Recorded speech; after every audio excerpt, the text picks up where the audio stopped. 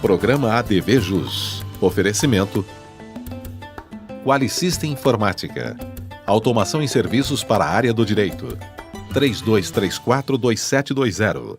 Olá, meus amigos do ADV Jus. No ar, mais um novo programa.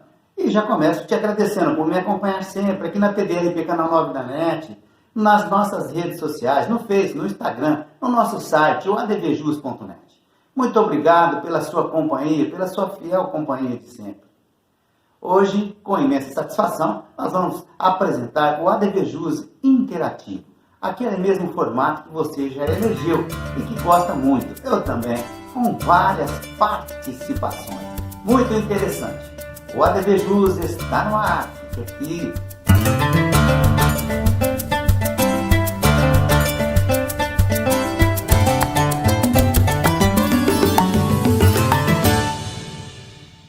Legal, como eu disse, hoje nós vamos apresentar o ADV Jus Interativo, com várias participações. E para já começar bem o programa, nós vamos falar a respeito de direito ambiental, com o especialista da matéria, o Dr. Fabrício Martins Pereira. Confira. Olá, amigos do ADV Especial. Em direito ambiental, hoje nós vamos falar de algumas atualidades. Na semana passada foi aprovado no Senado Federal o Marco Social do Saneamento Básico. Muito bem, essa legislação que agora pende da sanção do presidente, ela muda um pouco toda a questão do saneamento básico no Brasil. Primeiramente, ela delega à ANA, Agência Nacional de Água, a competência de regular a prestação desse serviço essencial, que é o esgotamento, do saneamento básico. Muito bem. A ANA tem competência, tem profissionais preparados para promover esse regulamento, essa regulamentação da atividade. Por isso, nesse aspecto, nós vemos com bons olhos. Apesar da estrutura da ANA ser pequena, nós acreditamos que isso, do ponto de vista institucional, o governo federal resolva de forma tranquila, principalmente após a sanção do presidente da República.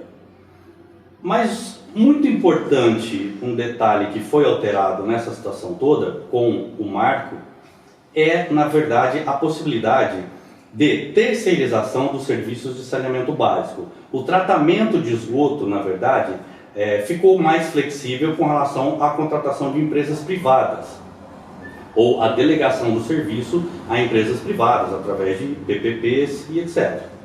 Muito bem, como nós sabemos, o serviço, quando ele é prestado pela iniciativa privada, nós temos um pró e um contra, basicamente, entre outros inúmeros.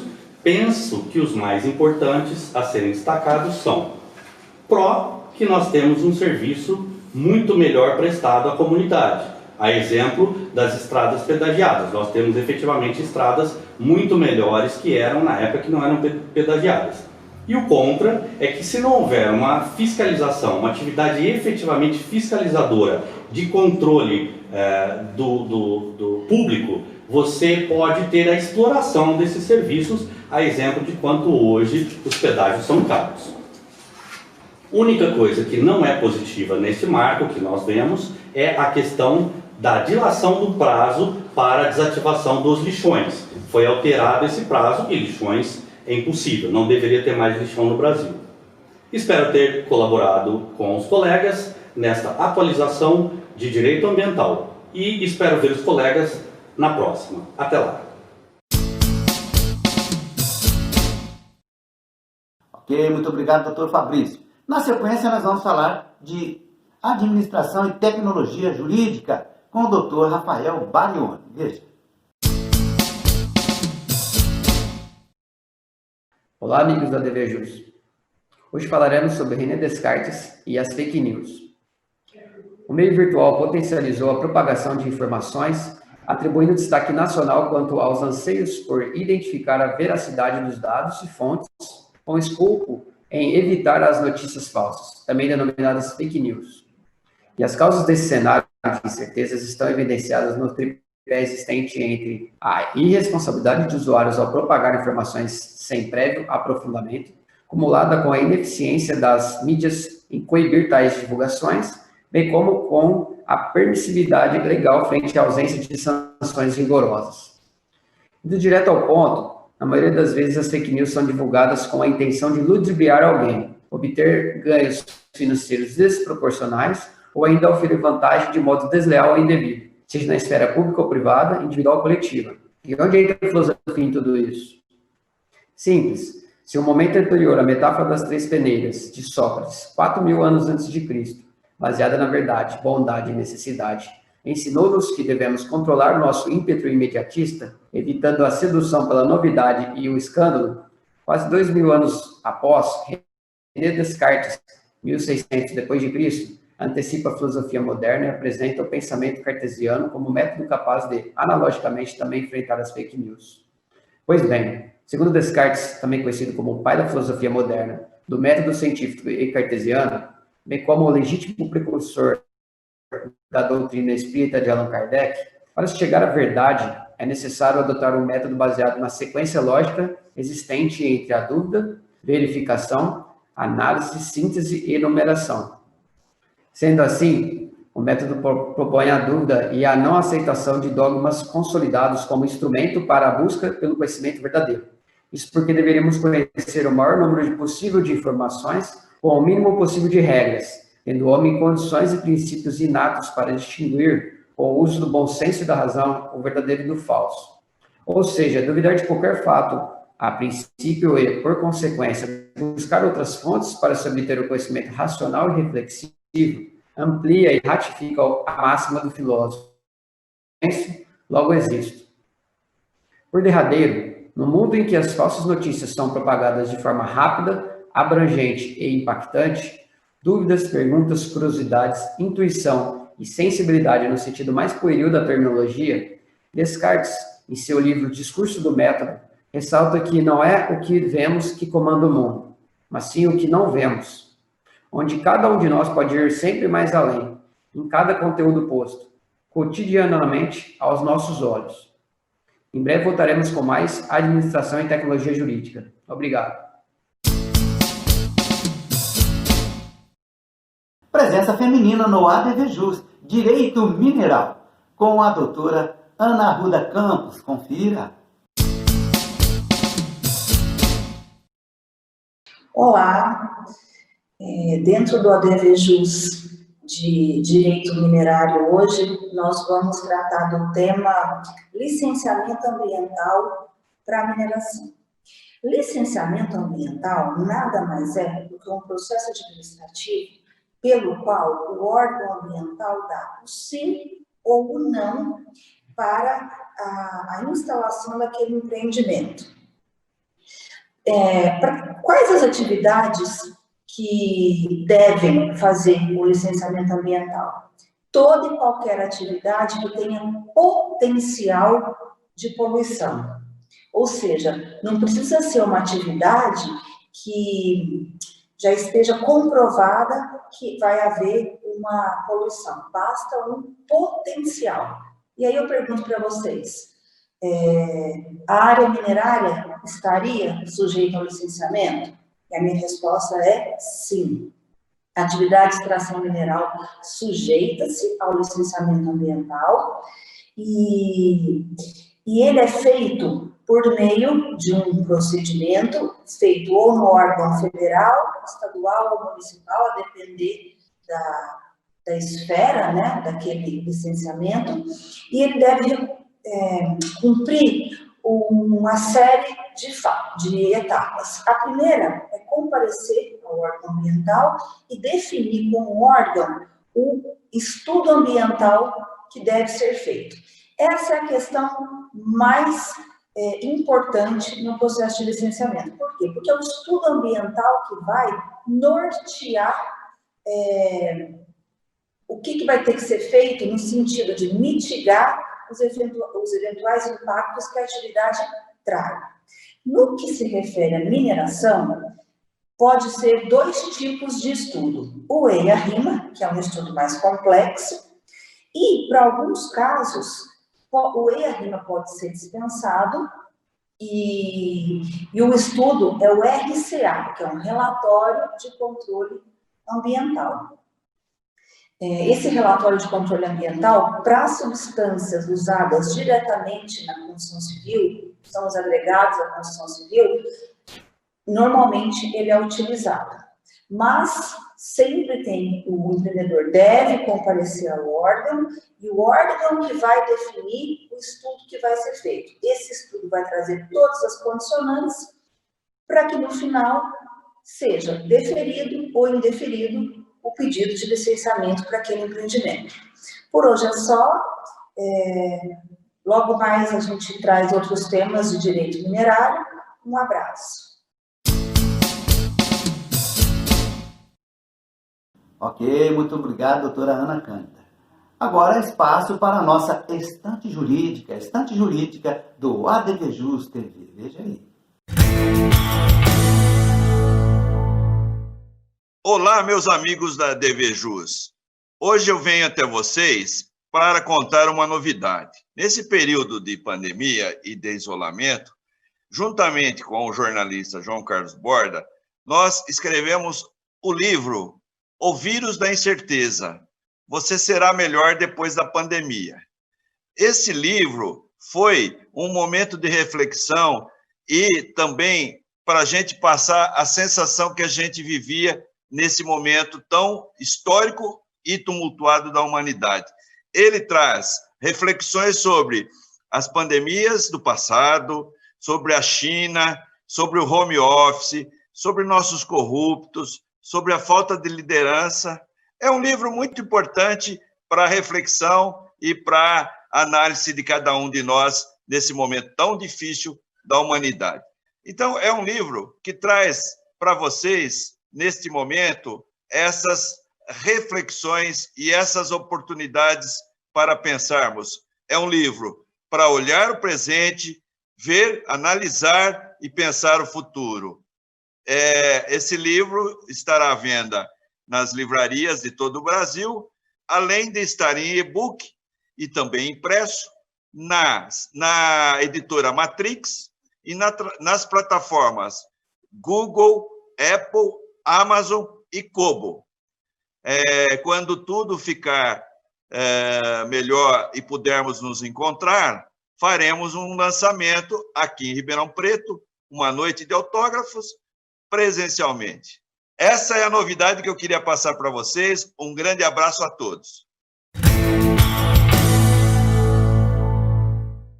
Legal. Intervalinho, curtinho, voltamos já. Aguarde.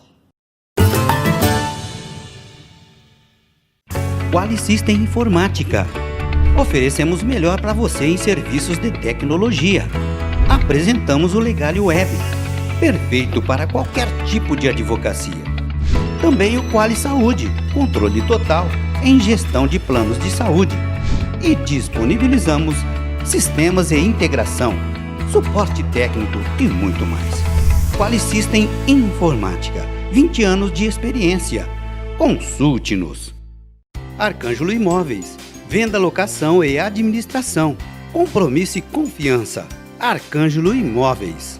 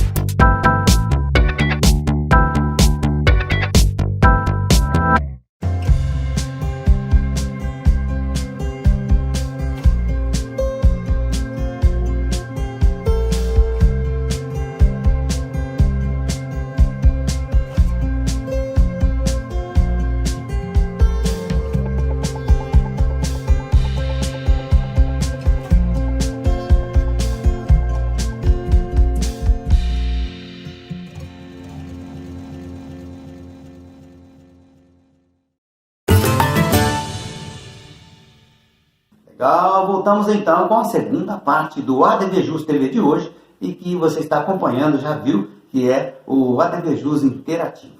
Nós vamos trazer novamente, aqui para você ver novamente, duas apresentações muito especiais no nosso ADV especial. Nós vamos falar primeiramente de prática processual penal com o Dr. Joaquim Romão Neto. Veja. Olá, seja bem-vindo a mais um ADV especial sobre prática processual penal. No estado de São Paulo, dado o trabalho 100% remoto no âmbito do Tribunal de Justiça, tem-se adotado o sistema de videoconferência para a realização de algumas audiências criminais. Por hora, não temos dados estatísticos, mas a experiência nos mostra que as audiências virtuais estão sendo designadas nos casos mais urgentes, de réu presos, por exemplo, para se evitar o excesso de prazo da prisão provisória. Bom, e como funciona? Se o caso ele já está aguardando a audiência, o juiz vai despachar para verificar, se há a concordância do advogado e do réu com a realização da audiência virtual. Veja que cada caso tem uma complexidade, uma peculiaridade ou um grande número de testemunhas em que a audiência virtual talvez não seja viável. Os operadores do direito, em geral, já estão acostumados com o processo digital. Então, a audiência virtual não tem maiores dificuldades, por exemplo, do que uma videochamada por WhatsApp. A defesa e a acusação concordando, passa-se então ao contato com vítimas e testemunhas de acusação e de defesa para verificar a possibilidade técnica de ouvi-las por meio de um smartphone ou computador pelo aplicativo Teams. Pelo menos em São Paulo, nas grandes cidades, presume-se que boa parte da população terá acesso a uma câmera de um celular e com razoável conexão à internet. Então, no dia e horário da audiência, o escrevente envia o link lá do aplicativo Teams para todos aceitarem o convite do sistema e acessarem a sala de audiência virtual. Ouvidas as testemunhas, interrogado o réu, passa seus debates orais e o juiz profere a sentença. Tudo é gravado num único arquivo dentro do sistema, então. Parece perfeito, Mas o uso da videoconferência abriu uma discussão sobre os limites dessa ferramenta na justiça, ao se imaginar, vejam o risco, de uma testemunha ser manipulada ou coagida no seu depoimento. A polêmica ainda maior é quando a gente cogita de um caso de homicídio. Como que vai ficar o plenário do júri, Sorteio de jurados e uma série de outras questões emblemáticas a que o júri é o tribunal do povo.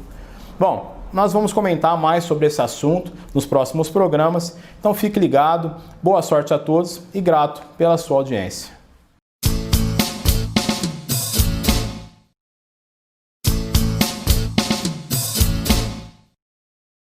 Olá a todos! Hoje, no ADV especial, vamos falar sobre a possibilidade do saque do FGTS trazida pela medida provisória 946 de 2020.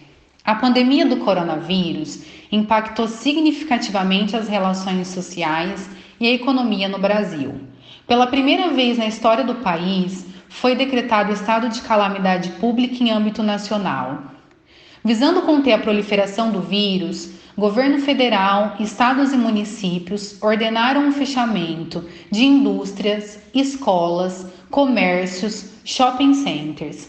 Por consequência, a recessão econômica pode causar desemprego em massa e precarização do trabalho, com repercussão na vida social. Diante de todo esse cenário, dentro das medidas adotadas pelo governo, tem-se a edição da medida provisória 946 de 2020. A medida faz parte do conjunto de ações frente à crise causada pela pandemia do Covid-19. Dentre as alterações estabelecidas com a medida provisória, que foi publicada no dia 8 de abril, tivemos a liberação de mais um saque do FGTS. O artigo 5º da medida prevê que cada trabalhador poderá sacar o equivalente a R$ 1.045 como uma forma de contribuir para o período de crise na renda familiar devido à pandemia. Para o saque acontecer, haverá um período entre 15 de junho e 31 de dezembro.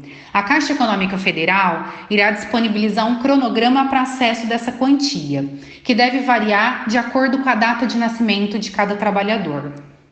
Dentro desse cenário, existem duas ações diretas de inconstitucionalidade correndo no Supremo Tribunal Federal, nas quais partidos políticos pretendem a liberação do valor total do fundo de garantia. Porém, já há liminar indeferindo o pedido. O relator salienta que, ao menos em juízo liminar, não constatou de que modo a concessão do saque do FGTS, nos moldes da medida provisória 946, pode violar os princípios questionados na ação. Voltamos em breve com mais assuntos relacionados ao direito do trabalho e ao compliance trabalhista. Olá pessoal, conforme anunciado nessa edição do ADV Especial, dando continuidade às nossas breves noções sobre direito urbanístico, hoje vamos falar sobre instrumentos da política urbana.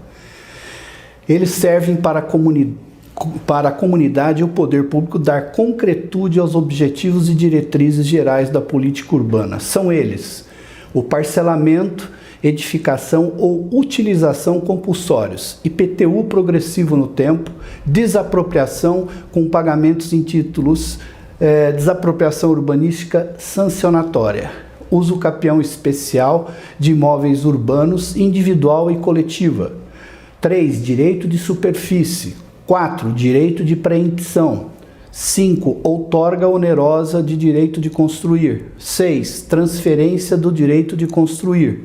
7. Operações urbanas consorciadas. E 8. Estudo de impacto de vizinhança, o EIV. O plano diretor de uma cidade deve contemplar também e obrigatoriamente esses instrumentos, sem prejuízo do atendimento compulsório das normas gerais previstas no Estatuto da Cidade. A concretização desses instrumentos, por depender de recursos públicos, deve se submeter ao controle social, através da participação da comunidade, sociedade civil e de classe, movimentos e entidades sociais, para assim garantir a efetivação da gestão democrática das cidades, que deve nortear as políticas urbanas. No próximo programa, falaremos sobre o primeiro dos instrumentos, ou seja, o parcelamento, edificação ou utilização compulsórios, IPTU progressivo no tempo, desapropriação com pagamentos em títulos, desapropriação urbanística sancionatória. Obrigado e até o próximo ADV Especial. Conto com vocês. Olá Marco e amigos do ADV Especial, é sempre uma honra estar aqui com vocês. A mediação, ela nesse cenário de pandemia tem se desenvolvido a passos largos. Meu nome é Guilherme Bertipaglia, sou especialista em mediação de conflitos e venho hoje responder essa pergunta do ADV Jus. A mediação ela é um instituto forjado para a crise. A mediação ela se desenvolve especialmente em ambientes de conflitos e disputas. E esse momento que a gente vive tem intensificado a mediação, especialmente porque se mostra fundamental as pessoas acomodarem, ajustarem e reajustarem seus contratos, suas definições, suas questões, tanto no âmbito empresarial como familiar, imobiliário, condominial e tantas outras áreas do direito que exigem, num momento como esse, um reajuste, uma readaptação. E a mediação permite que as pessoas acomodem os seus interesses e suas necessidades com base em um modelo científico comprovado que é a mediação, para que possam seguir com os seus negócios. Diferente, por exemplo, de um ajuizamento de uma ação num cenário como esse, por exemplo, que traz a incerteza de não termos ainda um parâmetro, por exemplo, de tribunais superiores e do segundo grau, de questões envolvendo esse cenário da pandemia. A pandemia vem e, infelizmente, traz consigo as suas mazelas e os seus desafios e nos dá a oportunidade de acomodar as questões de modo que atenda efetivamente a todos os participantes em um espaço de solução de conflito e disputa. E essa é a principal razão que eu vejo que a mediação tem se desenvolvido nesse espaço de pandemia do coronavírus. Eu tenho tido bastante procura, diferente de outros cenários em que a mediação vinha se desenvolvendo, mas ela tem crescido fortemente nesse espaço. Eu confesso para vocês que nunca fiz tanta mediação como nesse momento agora de pandemia. E isso sinaliza um amadurecimento, inclusive, da cultura e um amadurecimento das pessoas, no sentido de reajustar os seus contratos para que prossigam com os seus negócios, com as suas operações, com as suas questões e tantos outros pontos importantes do dia a dia jurídico, empresarial e da vida. Então eu fico por aqui e agradeço ao ADV Jus por trazer uma pergunta tão relevante num cenário desafiador como esse que vivemos. Um abraço e até o próximo ADV Jus. Momento de descontrair aqui no ADV Jus TV. É hora de chamar aquele momento que eu sempre digo. Momento divino, gosto muito.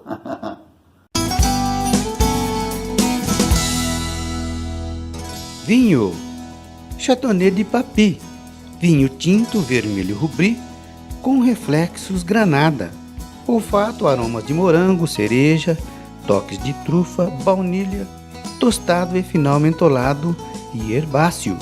O paladar, elegantes taninos aveludados, prazeroso, com ótimo volume, harmonia e final longo.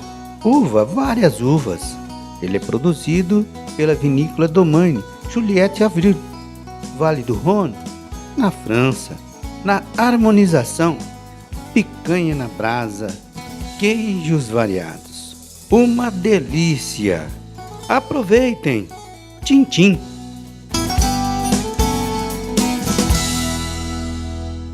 O vinho vai sempre bem. Meus amigos, nós vamos ficando por aqui. Prometemos voltar breve com um novo ADV Jus, um ADV Jus inédito, ok? Conto sempre com a sua audiência, com a sua preferência. ADV Jus, estou ligado, ADV especial. Venha você também fazer parte, venha você também ser integrante do ADV especial. Peço que você, por favor, se inscreva em nosso canal do YouTube, que é youtube.com/advjusnet. E visite o nosso site, que está maravilhoso. Ok? Um forte abraço. Até o próximo.